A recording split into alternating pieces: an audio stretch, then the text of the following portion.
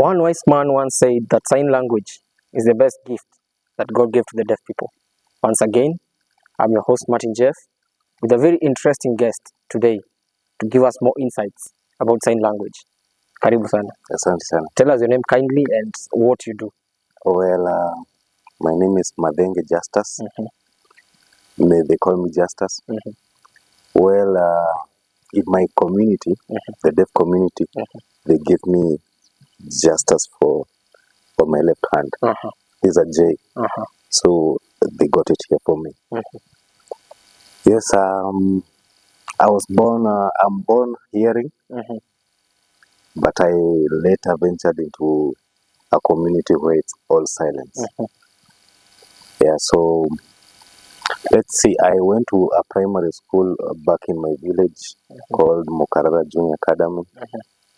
And actually, I passed well and I was called in a provincial school somewhere around Kaheti. But I had other plans with my mother, thanks to her.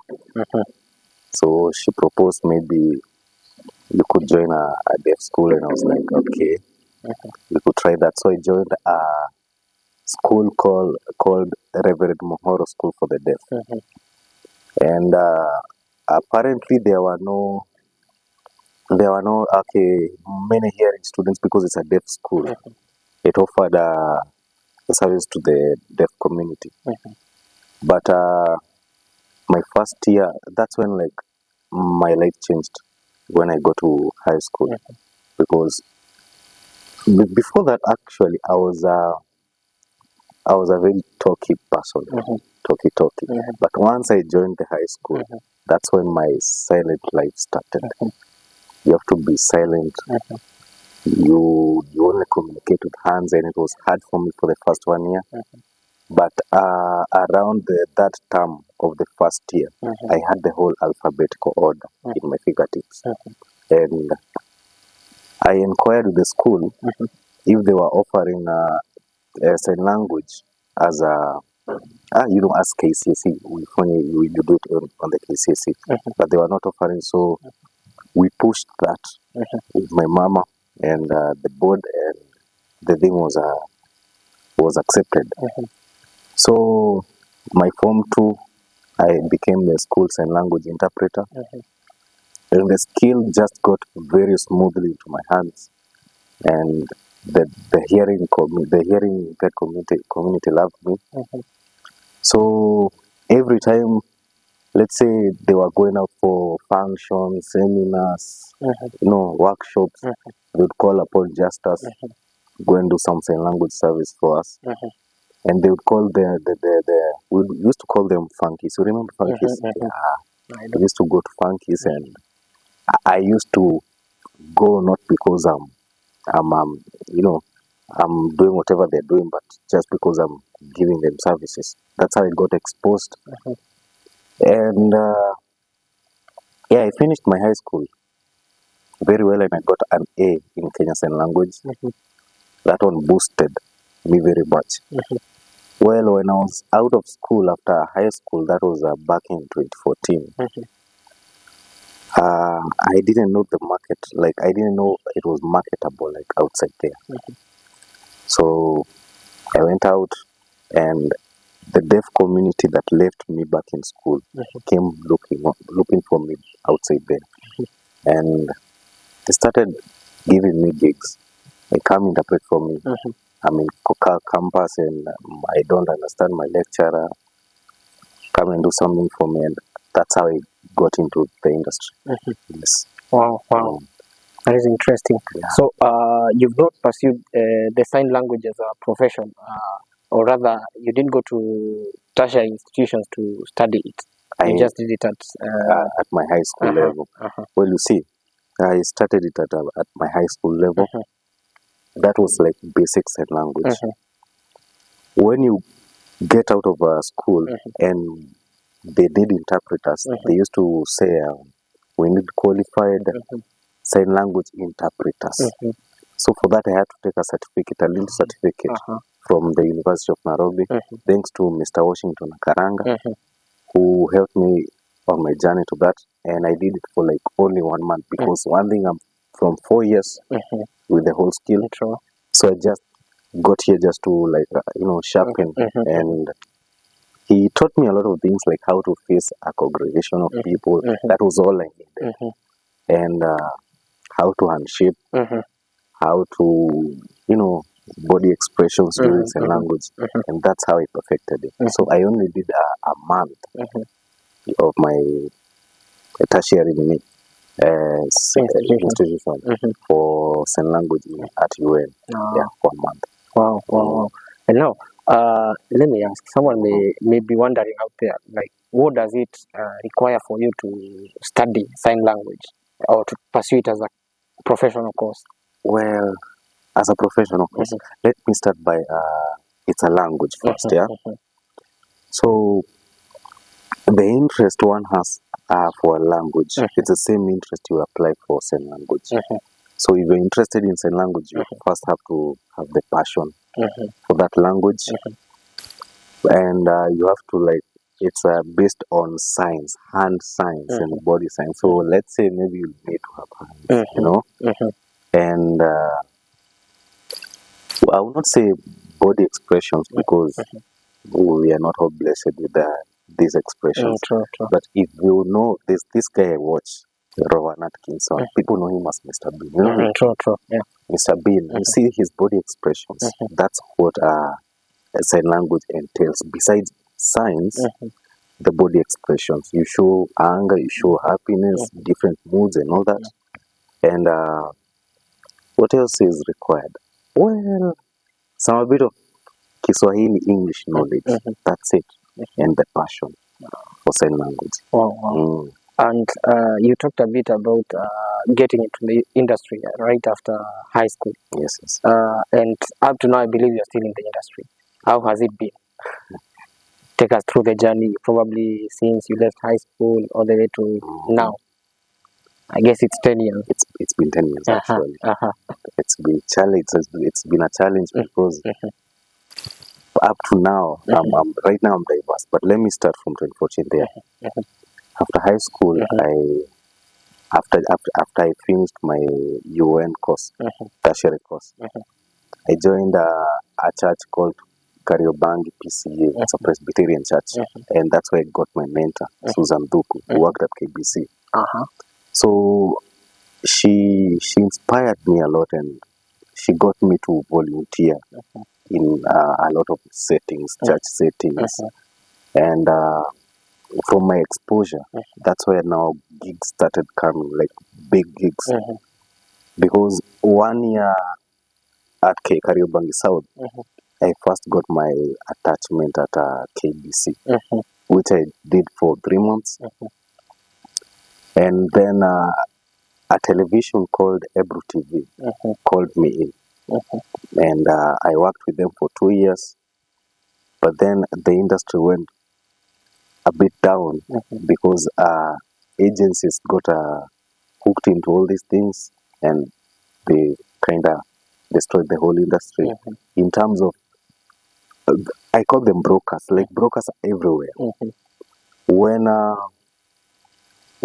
you want to get something, they say you have to go through the middleman to achieve what you want.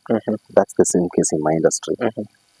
I some time ago I had to pay a fee, an amount of fee for like 3 months just to be in a certain industry agency, so that they secure a job for me at a TV station. Well, that wasn't what I expected. So I stuck out and was hanging out with my deaf community, whom they were calling me out for, but they weren't paying. They weren't able to pay. But out of my passion and the love for them, I always went out of my way and did their sign language for them, and that's how I still venture into these places, the industries. Yes, I don't have a specific place like this where I go every morning to go and work, but whatever comes my way, I flow with it. Yes. Wow. I've heard you mention about your mom. We may all wonder, like through the whole journey, Yeah. through sign language, who has been your greatest cheerleader? Mama. Uh-huh. My mom has been the biggest Uh-huh. mentor, biggest inspiration. She's a teacher. Big up to her, Grace Madenge. Uh-huh. Uh, after my primary school, like I've told you, Uh-huh. she brought me the idea. How about you venture into this deaf school? Uh-huh. Let me tell you for sure, my dad wasn't pleased with that because when Mama got me the admission letter, Pops was like, are you sure this boy will be okay in a deaf school? And he asked me, and I was like, yeah, I'm good. I'm good with that. And he kind of wasn't quite okay with that, but he gave me a go ahead. And actually, after my third year, let's say my progress in high school, Form 3, around Form 3, that's when he realized that, sign language was a good thing to him because I had now ventured and explored many settings from school. And I was broad in it, and he was like, it's okay, you can go with that. So my mom, in as much as my dad wasn't okay with that in the first place, my mom pushed it. And I still thank her. Yes. Wow. She's been my biggest mentor. Besides that, her biggest friend, Madam Susan, the madam I've told you at Kariobangi South, that was my second mother when I got into the industry. She held my hand and she helped me through. Yes. And now we are in the Kenyan setting, and we can see almost every other station has got a sign language interpreter. And do you think the market is flooded, or do you think there's still room for the sign language interpreter? Well, they had an act, a bill. They had proposed whereby Kenya Sign Language would be a compulsory subject for every student, be it hearing or deaf student. I'm not sure if it's implemented yet or it's still underway, but that's how it should be, for one. But apparently, when you go to courts, when you go to police stations, when you go to hospitals, you may not find them sign language interpreters there. But in TV stations, as CK had directed, every TV must have a sign language interpreter. But with our system, apparently, these TV stations don't recognize us sign language interpreters very much. So you'll find you'll go there with all the skill you have. You're paid a little amount. That's why many people don't like venturing into TV. Yes. For the police stations and courts, that's why I believe there's potential for the market, of which people are not venturing into, or maybe you'll find people will not find ways of getting into those settings. Because as I told you, the brokers, first thing, the brokers. Brokers are these rich people out there, and they believe they are the masters of this language. So if you want to get into such a setting, you have to go through the brokers. And that's what is making it just hard for the sign language interpreters to go along with it professionally and have it their way financially. So if maybe these brokers, these people are called brokers, if maybe they were deaf or they knew what sign language was, because first thing, these brokers don't know sign language. They're just there and given themselves the titles. We are the masters of this field. If these brokers were deaf, trust me, all the good sign language interpreters would be having places where they work professionally and gain from that. But for now, it's hectic out there. It's hectic. To find interviewers who will interview as a sign language interpreter in a right way, it's just hard. Yes.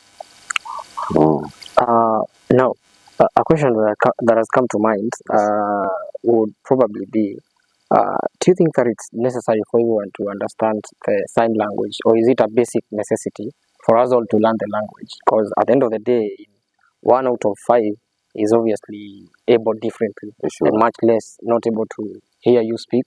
So you need to a way or a medium for you to communicate. Do you think it's essential for us to all learn it? It's essential. Uh-huh. It's an essential thing because you see the language barriers, not only in Kenya, like the whole world. Apparently, people are now exploring different places, and not only sign language. Assume an Indian comes over and they are good in health, and we need the skills of the aspect, the field. So the Indians will have to first teach us in Hindi so that we get to understand the whole concept. So assume a setting where it's only hearing impaired. We need like the whole language, like in our minds, like the way we know English, like the way we know our mother tongue, so that we get to communicate. Considering, apparently, people don't choose to be born deaf. You don't choose to be born hearing. I mean, blind or deaf or something. It can happen. So, what if I get a deaf child and I know no one who knows sign language? That will be hard to communicate with. So, I feel personally, if it's underway under the Kenyan Act to implement sign language into the curriculum, that's the right way to go. Yeah, it should be for everybody, starting from the lowest level of education. I think it's primary. Should be. Wow. And now, your story reminds me of a certain book we read back in school that used to go by the title "The Road Not Taken," because you didn't fear to move out of your way, you didn't follow the norm, you decided to create your own path, and it seems you're flourishing. Let me say so. But now, in 5 years, where do you picture yourself? What vision do you have for your career? How do you think you'd go ahead with it? I wouldn't say I'm flourishing, my guy. You see, I'm yet. You see, in this Kenya we are living right now, people need to be diverse. You need not only to focus on one thing. Well, besides sign language, I have the passion for ICT, and that's what I'm pursuing. So, assuming, like what I have in mind, platforms that will just help. You don't need to go to school to learn the sign language. It's I've seen apps like Duolingo. It has many different languages you can learn from an app. So assuming the sign language is a tap away. So in 5 years' time, God willing, there will be a system, a dictionary. Yeah. That's what I'm working on. And yes, as I told you, should be diverse. Not only pick on one way to follow, at least pick something else that will collaborate with whatever you majored in, and something nice to grow out of it. True. Yes. So in 5 years' time, maybe even less than 5 years' time, there will be something nice cooking, I believe. It's a great vision. They say the man without a vision is dead. At least we have one who is alive. So now, one word of advice to the young people watching you, probably stuck at what they do, probably thinking that whatever career path they chose does not lead them to the success they envisioned in their mind. What word of advice would you give them? Well, it's hectic out there. Remember, I told you. So for all the youths out there, for the young people who are stuck in not knowing what to do, first start with what you love. Pick it from your passion. Let that be your main thing. Then besides that, pick up something else that will help you along the way. And remember one thing, we are not all equal. The same way another wise man said, these fingers are not all equal. That's true. And their difference in sizes have different meanings and all that, because when you talk of such a thing, it's quite short and plump, but it says okay.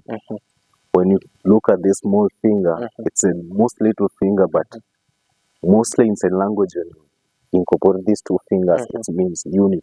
So it's the smallest finger, but it has a high value. high value.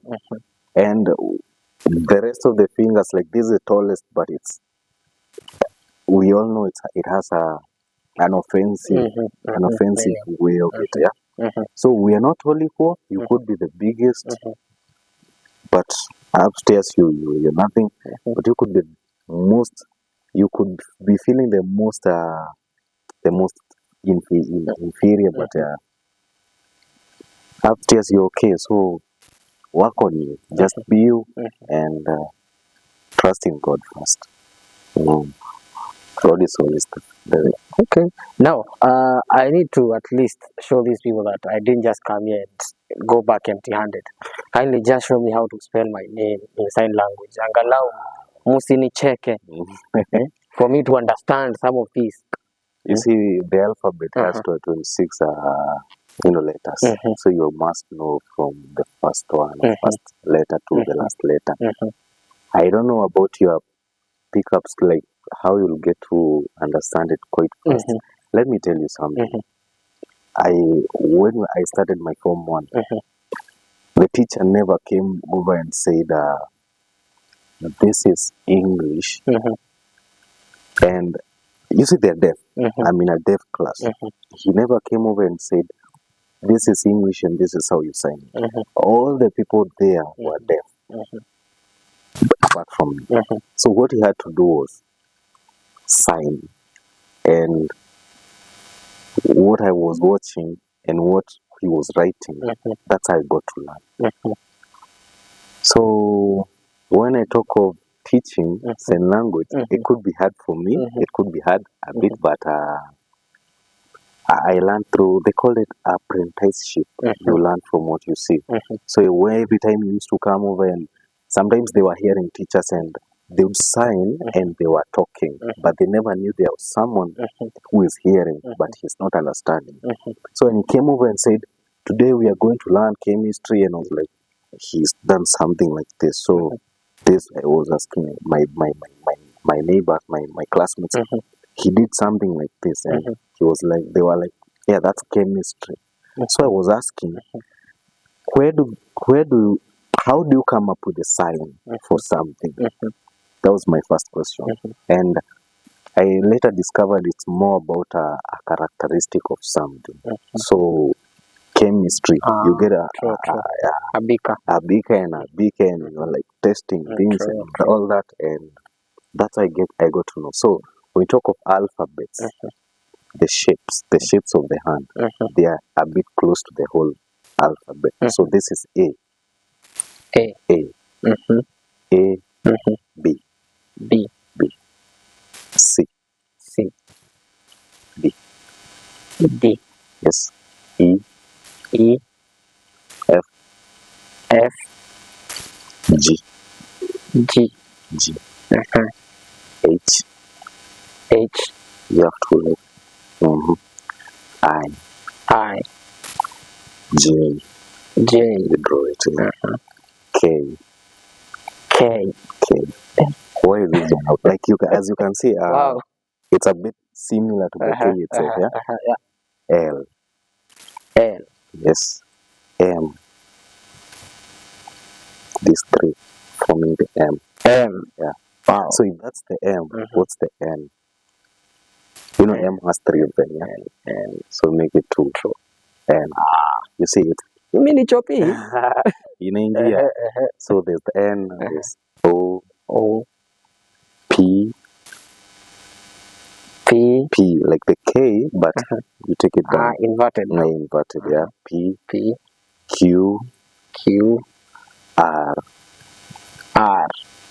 Alafu S. You draw the S with the palm. S. T. Quite easy. Yes, T. U. So if this is U, how's V? Wow. If that's V, how's W? Wonderful. Then how's Y? Y. Ah, That's uh-huh. Y. alafu kuna Z. Z. Z. You draw the Z like how you draw it. Wait, all along it's been the left hand. Yes.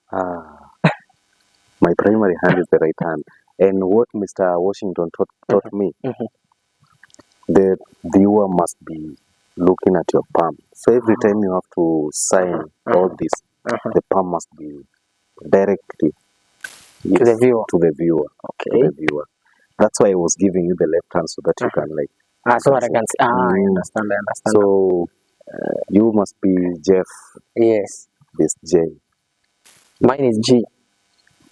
My G. Jeff starts with G. Yes. Wow. Jeff for Jeff. Oh. Yes. Yes, Jeff for Jeffrey. Yes. Geoffrey. G. G. G. E. E. E. E. Yeah. Alafu. G. E.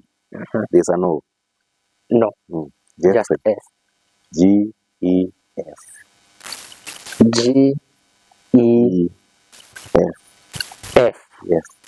F. There's another F. Yes. E. No, it's just Jeff. G. E. G. E. F. F. F. F. Wow. G. E. F. F. Yes. So my name is Martin. No. My name is Martin. G. E. F. F. Yes. Yes. That's correct. That's correct. Correct. Correct. The Thank first you. time you were wrong. The second time I was. The second time you're correct. Wow. Yes. It's such a humbling state for me because all along you just wonder what is this person trying to mimic.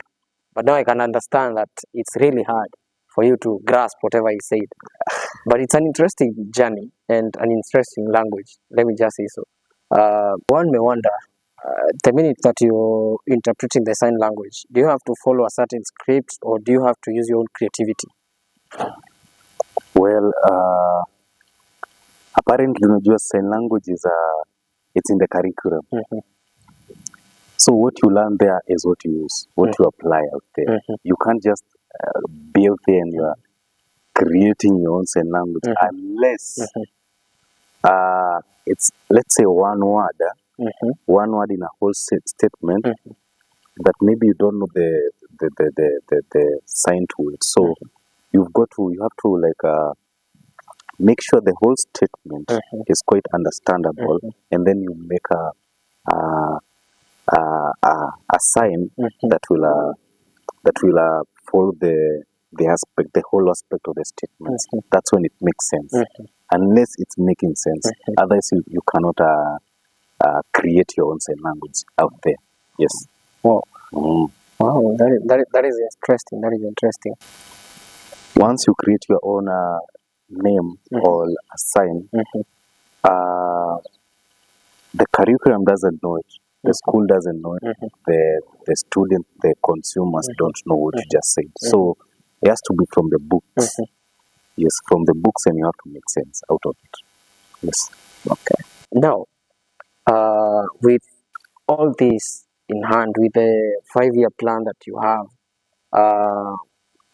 one may wonder, if we were to reach out to you, how do we do so? Well, in case a job arises, in case I need your services, yeah. My handle's Justus Madenge. That's for Facebook, Instagram, and I want to open a TikTok channel actually, and I have someone is giving me the idea of, I wasn't into TikTok, the new TikTok thing. I wasn't into it, but now someone's telling me maybe I could project my sign language there, and maybe try and teach them there. So I want to open up an account there. I'm still torn between the names to, the username for that place, but Justus Madenge is my username. And besides that, I told you I'm diverse. I work with interior decorations as well. So when you get to Hedge Expandables Kenya. You'll find my work there, and if you can't find me through the rest of my handles, you'll find me on this other company, Hedge Expandables Kenya. You can also ask for my sign language interpretation services there if you can't find me out on the rest of the Handles. yes, yeah, on the rest of the handles. Oh, wow. Yes. Wow. So thank you so much. We are humbled, and from our side, that was us. Till next time, adios. Adios.